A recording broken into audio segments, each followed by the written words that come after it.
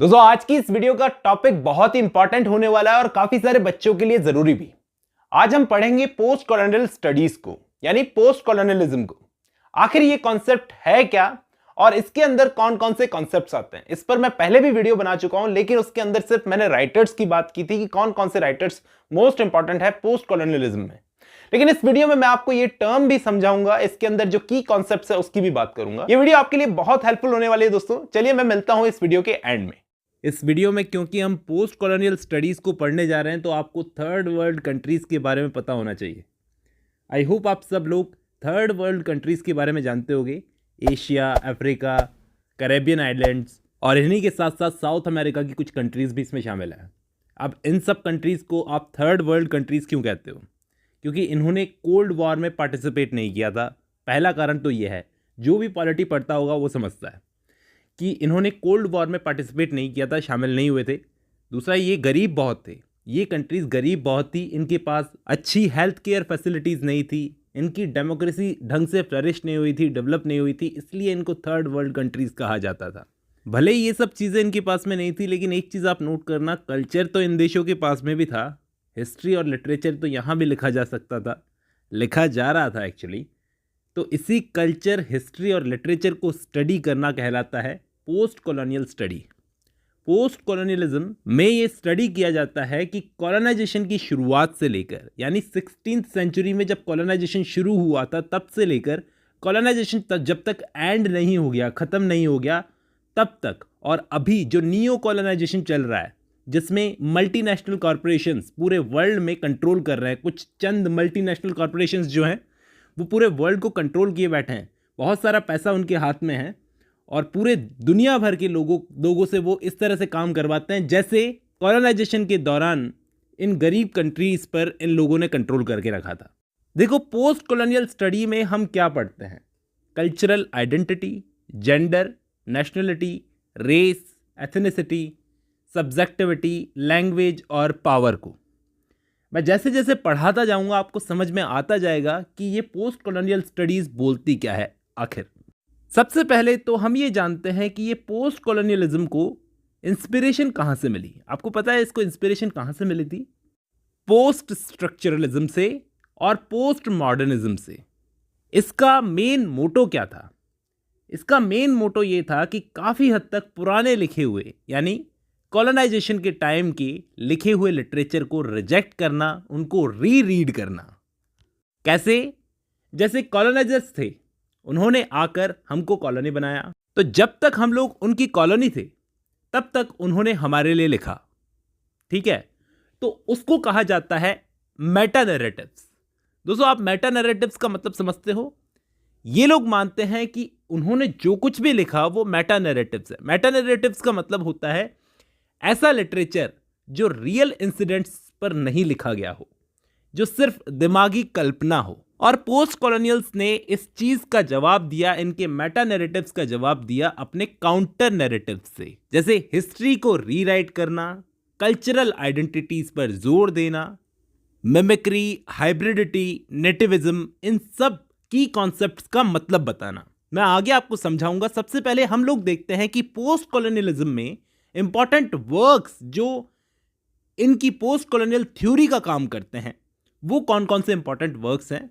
मैं नाम बताने जा रहा हूं। सबसे पहले द रैचर ऑफ द अर्थ, 1961 का बहुत ही इंपॉर्टेंट वर्क। ओरिएंटलिज्म, जिस पर मैंने अभी अभी वीडियो बनाई है, 1978 का most important work. In other worlds, 1987 का work. The empire writes back, 1989 का वर्क। नेशन एंड नरेशन, 1990 का वर्क जिसे होमी के बाबा ने लिखा था। कल्चर एंड इंपीरियलिज्म, 1993 का वर्क। ये उन इंपॉर्टेंट वर्क्स की लिस्ट है दोस्तों जो आपको नोट करते हुए चलना चाहिए। हम लोग आगे बढ़ते हैं। देखो, अभी तक ये जो लोग थे या ये कंट्रीज लिटरेचर के इस गेम को साइड में खड़ी होकर देख रही थी, जैसे मैच देखती है ना ऑडियंस, वैसे। जब इनको आवाज मिली तो ये खुद मैच खेलने उतर गए। मतलब लिटरेचर में ये अपनी स्टोरीज अपने स्टाइल में लिखने लगे।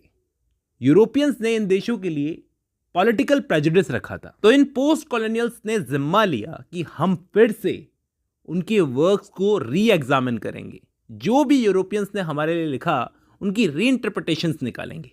उनके लिटरेरी वर्क्स के टेक्स्ट की वैल्यूज को एग्जामिन करेंगे। कैसे भी हम कॉन्टेक्स्ट को समझेंगे कि उन्होंने किस कॉन्टेक्स्ट में इस वर्क को लिखा होगा, कितनी सच्चाई है इन सब के वर्क्स में। जैसे एक नाइजीरियन ऑथर हैं चिनुआ अचबे, आपने इनकी नोवेल पढ़ी होगी थिंग्स फॉल अपार्ट। इन्होंने स्टडी किया है एक वर्क को जो कि इनकी नोवेल की तरह बहुत ही फेमस नोवेल है दोस्तों, जोसेफ कॉनरेड की हार्ट ऑफ डार्कनेस। तो इन्होंने उस वर्क को फिर से पढ़ा है और एक वर्क लिखा है an image of Africa racism in Conrad's Heart of Darkness. Joseph Conrad की हार्ट ऑफ डार्कनेस को इन्होंने फिर से पढ़ा और उसके अंदर बताया कि किस तरह से जोसेफ कॉनरेड उसमें रेसिज्म दिखा रहे हैं। 1997 में इन्होंने इस वर्क का रिव्यू किया। जैसे एडवर्ड सैड ने भी जेन ऑस्टन की मैंसफील्ड पार्क नाम की नोवेल जो है उसको रीड किया, रिव्यू किया। सारा सोलैरी, इनका नाम भी आपने सुना होगा दोस्तों। इन्होंने रुडयार्ड किपलिंग की जो बहुत ही फेमस नोवेल है किम, जिसको मैंने पढ़ा रखा है, उसको फिर से रिव्यू किया। होमी के बाबा ने फॉस्टर की पैसेज टू इंडिया को रिव्यू किया। मतलब आप देख रहे हो, अब जो भी वर्क इन लोगों ने, यूरोपियंस ने हमारे ऊपर लिखे थे या हम जैसी थर्ड वर्ल्ड की कंट्रीज के ऊपर इन्होंने जिस भी चीज में अपना व्यू रखा है, व्यू पॉइंट रखा है, उसको फिर से रीड या री एग्जामिन करते हैं पोस्ट कॉलोनियल्स। उम्मीद करता हूं आपको समझ में आ रहा है जो मैं बता रहा हूं। मैं आपको पोस्ट कॉलोनियलिज्म के कुछ की कॉन्सेप्ट्स के बारे में बताता हूं जो आपको कॉपी और पेन लेकर नोट करते हुए चलने चाहिए। 3-4 कॉन्सेप्ट्स के बारे में बताऊंगा। सबसे पहला और फेमस कॉन्सेप्ट है अदरिंग। इस अदरिंग के बारे में आपने कहीं ना कहीं सुना होगा। 2 टाइप की अदरिंग होती है दोस्तों। अदरिंग का मतलब होता है जो लोग अदर्स हों, अदर्स मतलब हमारे जैसे ना हो। एक होते हैं एग्जॉटिक अदर्स और दूसरे होते हैं डिमोनिक अदर। नोट करना, एग्जॉटिक अदर वो लोग जो दूसरों से अलग हैं, जिनके अंदर डिग्निटी और ब्यूटी है। मतलब विलियम बटलर यीट्स की एक पोएम पढ़ो बाइजेंटियम, उसके अंदर जैसे अदरनेस दिखाई है वो एक अलग टाइप की अदरनेस होती है। दूसरे होते हैं डिमोनिक अदर, यानी वो लोग जो इंफीरियर हैं, नेगेटिव हैं, सेवेजेस हैं, राक्षसों की तरह रहते हैं। यानी हमारी थर्ड वर्ल्ड कंट्रीज के जो लोग हैं उनकी बात की जा रही है। मतलब यूरोपियंस तो हमको ऐसा ही मानते थे ना। तो ऐसे कैरेक्टर्स जो हार्ट ऑफ डार्कनेस और पैसेज टू इंडिया जैसी नोवेल्स के अंदर दिखाए गए, उनको कहा जाता है डेमोनिक अदर्स। एक टाइप की अदरनेस शो करते हैं विलियम बटलर यीट्स और एक टाइप की अदरनेस शो करते हैं जोसेफ कॉनरेड। तो दोनों टाइप की अदरनेस में फर्क है बहुत। पहला तो ये की कॉन्सेप्ट है जो आपको नोट करना चाहिए। दूसरा की कॉन्सेप्ट है डायस्पोरा। ये डायस्पोरा का मतलब क्या होता है?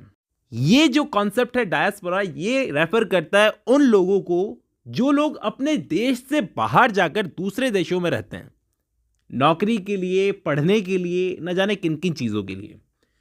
तो वो सारे लोग आपस में एक झुंड बनाते हैं, अपने घरों को याद करते हैं, बातें करते हैं। आपने देखा होगा विदेशों में रहने वाले इंडियंस और पाकिस्तानी आपस में एक सेम कनेक्शन सा फील करते हैं। उन लोगों की एक पर्टिकुलर कम्युनिटी बन जाती है। इसी को कहा जाता है डायस्पोरा। और उनके दिमाग में हमेशा एक इमेजिनरी होमलैंड रहता है।